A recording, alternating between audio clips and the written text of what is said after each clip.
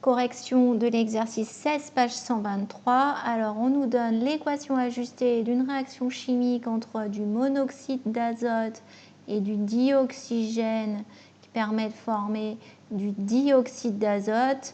Et on nous donne les quantités initiales de monoxyde d'azote et de dioxygène, donc ce qui a été mis en présence au départ. Et il faut identifier le réactif limitant. Alors d'abord le réactif limitant, essayez de vous rappeler ce que c'est.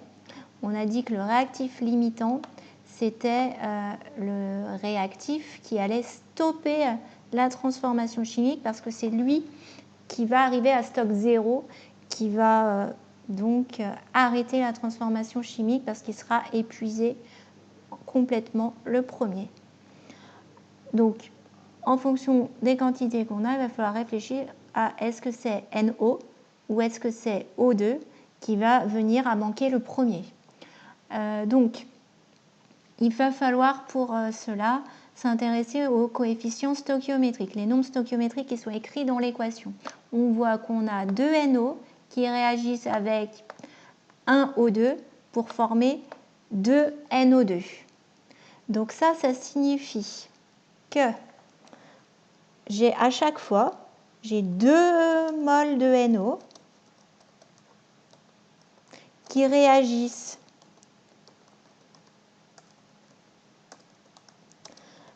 avec 1 mole de O2 pour former 2 moles de NO2. C'est ça que ça veut dire cette équation. Je vais mettre ça en indice pour que ce soit écrit correctement. Voilà. Et donc, les nombres stoichiométriques nous donnent les proportions dans lesquelles la réaction va se faire. Donc, si c'est des proportions, c'est proportionnel.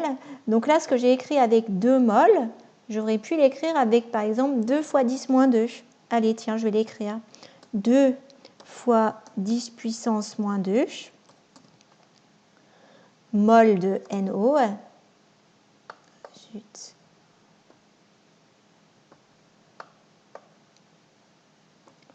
Vont réagir, alors je ne réécris pas toute la phrase, avec 1 fois 10 puissance moins 2 mol de O2 pour former 2 fois 10 puissance moins 2 mol de NO2.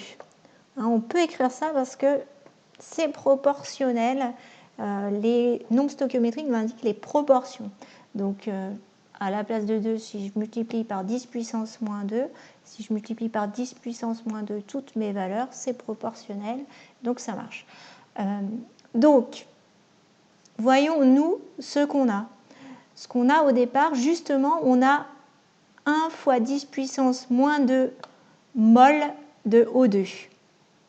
C'est justement ça que j'ai marqué ici. 1 fois 10 puissance moins 2 mol de O2. C'est 1 fois 10 puissance moins 2 mol de O2. Elles réagissent avec 2 fois 10 moins 2 mol de NO.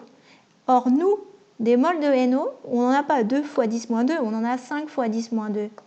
Ce qui veut dire que tout ne va pas réagir. Il y aura seulement 2 fois 10 moins 2 qui vont réagir. Ce qui veut dire qu'il y en a 3 fois 10 moins 2 qui ne réagissent pas là.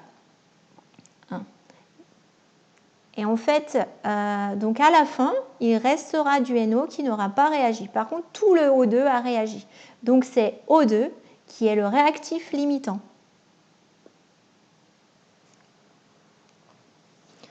Donc voilà, c'est O2,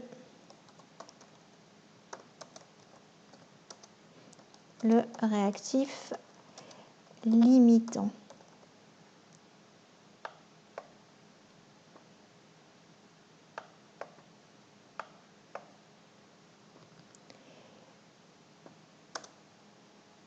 Puisqu'il n'y a que 2 fois 10 puissance moins 2 mol de NO qui réagissent au lieu des 5 fois 10 moins 2 mol avec les 1 fois 10 moins 2 mol de O2. Voilà À tout à l'heure pour la suite des exercices.